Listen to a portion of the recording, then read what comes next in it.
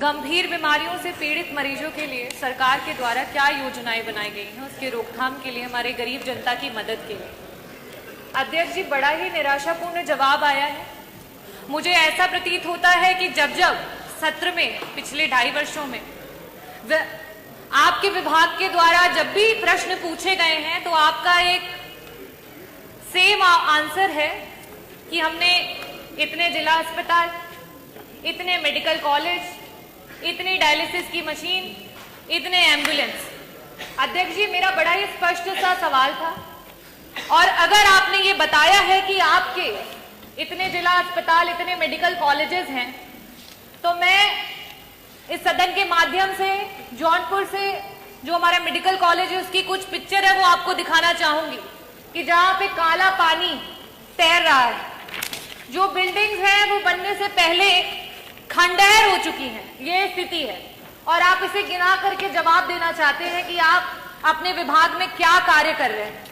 मैं ये टेबल कर दूंगी अध्यक्ष जी, ताकि ये मंत्री जी के पास जो असली पिक्चर्स है वो पहुंचे और उन्हें पता चले कि जो बार बार आप ये कहते हैं कि हमने मेडिकल कॉलेजेस बना दिए, जिला अस्पताल बना दिए, उन जिला अस्पतालों और मेडिकल कॉलेजेस की क्या स्थिति है।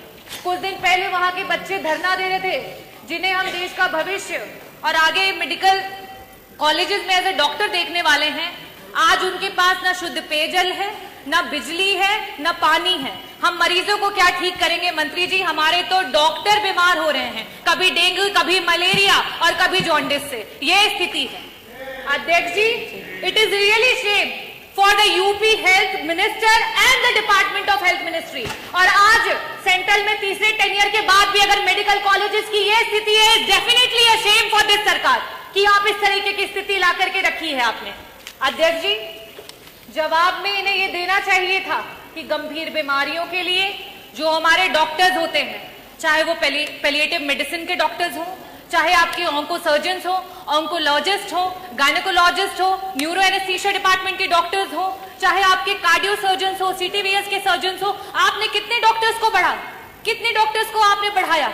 आज पेशेंट्स के अनुपात में आपके पास कितने आईसीयू के बेड्स हैं, कितने वेंटिलेटर्स हैं? अगर ये जवाब आता तो वाकई मुझे लगता कि आपके विभाग को कोई जानकारी है और सही में आप सरकार की और जनता के लोगों के लिए कुछ काम कर रहे हैं। अध्यक्ष जी, मैं वापस से अपने प्रश्नों पे आऊंगी कि मंत्री जी, सिर्फ और सिर्फ आपसे 2 प्रश्न हैं और उसके उत्तर गोल गोल ना घुमा करके सीधी तरीके से बस बता दीजिए कि आज उत्तर प्रदेश कैंसर जैसी बीमारी में देश में टॉप कर रहा है। ये प्रदेश आज इस समय वर्तमान में 2024 में हमारे पास कैंसर के 16 लाख मरीज हैं और हर वर्ष 2 लाख मरीज आपके बढ़ते चले जा रहे हैं। और इन गरीब मरीजों के पास ना तो पैसा है इलाज कराने के लिए और ना अस्पतालों में बेड्स। इन परिस्थितियों में अगर वो मरीज किसी प्राइवेट अस्पताल में जाता है, बड़ा बड़ा एस्टिमेट मिलता है। क्या सरकार कैंसर के सारे उत्तर प्रदेश के मरीजों को उनका जो एस्टिमेट जहां से भी बन करके आता है उसका एक मुश्त में पैसा उपलब्ध कराएगी कि नहीं कराएगी? मेरा दूसरा सवाल है मंत्री जी कि आज जब आपने जवाब नहीं दिया कि आपके पास सुपर स्पेशलिटी के डॉक्टर्स कितने बढ़ गए हैं, पेशेंट्स के अनुपात में वेंटिलेटर और आईसीयूज कितने हैं, तो इन परिस्थितियों में जितने भी आपके प्राइवेट उत्तर प्रदेश के हॉस्पिटल्स रन कर रहे हैं जहां पे वेंटिलेटर्स और आईसीयू की सुविधा उपलब्ध है, उनको पीपीपी मॉडल पे, सरकार तो पीपीपी मॉडल पे बहुत काम कर रही है, जगह जगह पर आप इसके बारे में एडवर्टीजमेंट्स करते रहते हैं। तो आईसीयू और वेंटिलेटर, क्योंकि ये ऐसे मरीज होते हैं, ब्रेन हैमरेज के मरीज होते हैं, इनके पास समय नहीं होता है।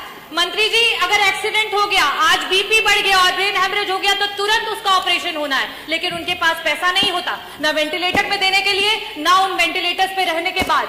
तो मैं आपसे अनुरोध करना चाहूंगी कि पीपीपी मॉडल पे जितने भी हमारे प्राइवेट हॉस्पिटल्स हैं उनको ऐड करते हुए हमारे मरीजों को मुफ्त में इलाज और समय पर इलाज दिलाने के लिए क्या सरकार काम करेगी? बहुत बहुत धन्यवाद।